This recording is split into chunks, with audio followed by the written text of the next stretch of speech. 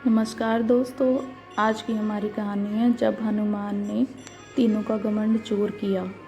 संसार में किसी का कुछ नहीं, ख्वामखा अपना समझना मूर्खता है, क्योंकि अपना होता हुआ भी कुछ भी अपना नहीं होता। इसलिए हैरानी होती है घमंड क्यों, किस लिए, किसका। कुछ रुपए दान करने वाला यदि यह कहे कि उसने ऐसा किया है तो उससे बड़ा मूर्ख और कोई नहीं। और ऐसे भी हैं जो हर महीने लाखों का दान करने हैं लेकिन उसका जिक्र तक नहीं करते, न करने देते हैं। वास्तव में ज़रूरतमंद और पीड़ित की सहायता ही दान है, पुण्य है। ऐसे व्यक्ति पर सरस्वती की सदा कृपा होती है। पर क्या किया जाए, देवताओं तक को अभिमान हो जाता है और उनके अभिमान को दूर करने के लिए परमात्मा को ही कोई उपाय करना पड़ता है। गरुड़, सुदर्शन चक्र तथा सत्यभामा को भी अभिमान हो गया था और भगवान श्री कृष्ण ने उनके अभिमान को दूर करने के लिए श्री हनुमान जी की सहायता ली थी। श्री कृष्ण ने अपनी पत्नी सत्यभामा को स्वर्ग से पारिजात लाकर दिया था और वह इसलिए अपने आप को श्री कृष्ण की अत्यंत प्रिया और अति सुंदरी मानने लगी थी। सुदर्शन चक्र को यह अभिमान हो गया था कि उसने इंद्र के वज्र को निष्क्रिय किया था। वह लोकालोक के अंधकार को दूर कर सकता है। भगवान श्री कृष्ण अनंत उसकी ही सहायता लेते हैं। गरुड़ भगवान कृष्ण का वाहन था। वह समझता था भगवान मेरे बिना कहीं नहीं जा सकते, इसलिए कि मेरी गति का कोई मुकाबला नहीं कर सकता। भगवान अपने भक्तों का सदा कल्याण करते हैं, इसलिए उन्होंने हनुमान जी का स्मरण किया। तत्काल हनुमान जी द्वारिका आए। जान गए कि श्री कृष्ण ने क्यों बुलाया है। श्री कृष्ण और श्री राम दोनों एक ही हैं, वह यह भी जानते थे, इसलिए सीधे राज दरबार नहीं गए। कुछ कौतुक करने के लिए उद्यान में चले गए।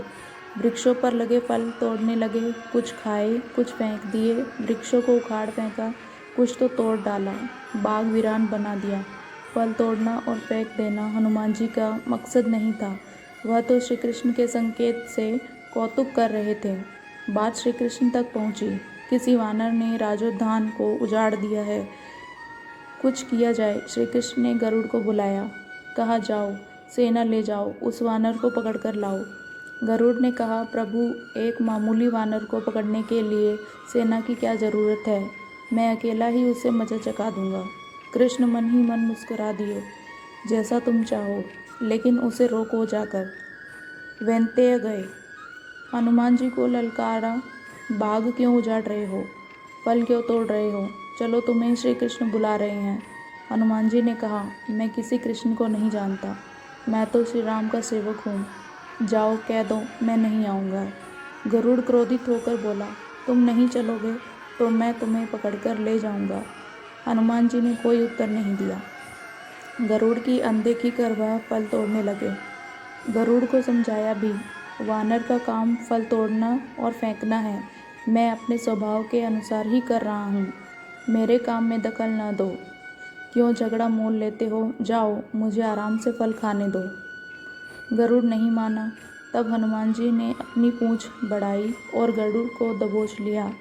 उसका घमंड दूर करने के लिए कभी पूँछ को ढीला कर देते, गरुड़ कुछ सांस लेता, और जब कसते तो गरुड़ के मानो प्राण ही निकल रहे हों।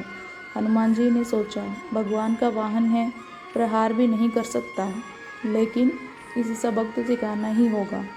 पूँछ को एक झटका दिया और गरुड़ को दूर समुद्र में फेंक दिया। बड़ी मुश्किल से वह गरुड़ दरबार में पहुंचा। भगवान को बताया, वह कोई साधारण वानर नहीं है, मैं उसे पकड़कर नहीं ला सकता। भगवान मुस्कुरा दिए। सोचा, गरुड़ का घमंड तो दूर हो गया, लेकिन अभी इसके वेग के घमंड को चूर करना है।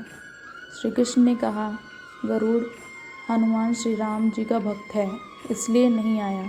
यदि तुम कहते कि श्री राम ने बुलाया है तो फौरन भागे चले आते। हनुमान अब मलय पर्वत पर चले गए हैं, तुम तेजी से जाओ और उससे कहना श्री राम ने उन्हें बुलाया है। तुम तेज उड़ सकते हो, तुम्हारी गति बहुत है, उसे साथ ही ले आना। गरुड़ वेग से उड़े मलय पर्वत पर पहुँचे। हनुमान जी से क्षमा मांगी। कहा भी, श्री राम ने आपको याद किया है, अभी आओ मेरे साथ, मैं तुम्हें अपनी पीठ पर बिठाकर मिनटों में द्वारिका ले जाऊंगा। तुम खुद चलोगे तो देर हो जाएगी, मेरी गति बहुत तेज है, तुम मुकाबला नहीं कर सकते। भगवान की लीला समझ गए। कहा, तुम जाओ, मैं तुम्हारे पीछे ही आ रहा हूँ। द्वारिका में श्री कृष्ण राम रूप धारण कर सत्यभामा को सीता बना सिंहासन पर बैठ गए। दुशासन चक्र को आदेश दिया, द्वार पर रहना, कोई बिना आज्ञा अंदर न आने पाए। श्री कृष्ण समझते थे कि श्री राम का संदेश सुनकर तो हनुमान जी एक पल भी रुक नहीं सकते, अभी आते ही होंगे। गरुड़ को तो हनुमान जी ने विदा कर दिया और स्वयं उससे भी तीव्र गति से उड़कर गरुड़ से पहले ही द्वारका पहुंच गए।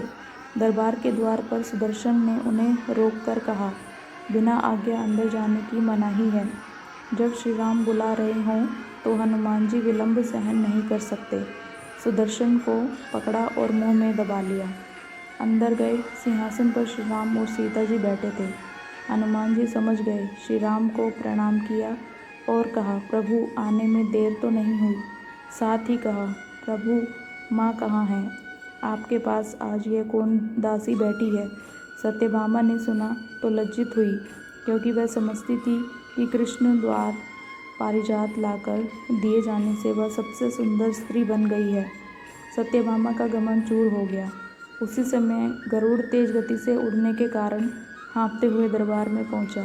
सांस फूल रही थी, थके हुए से लग रहे थे और हनुमान जी को दरबार में देखकर तो वह चकित हो गए।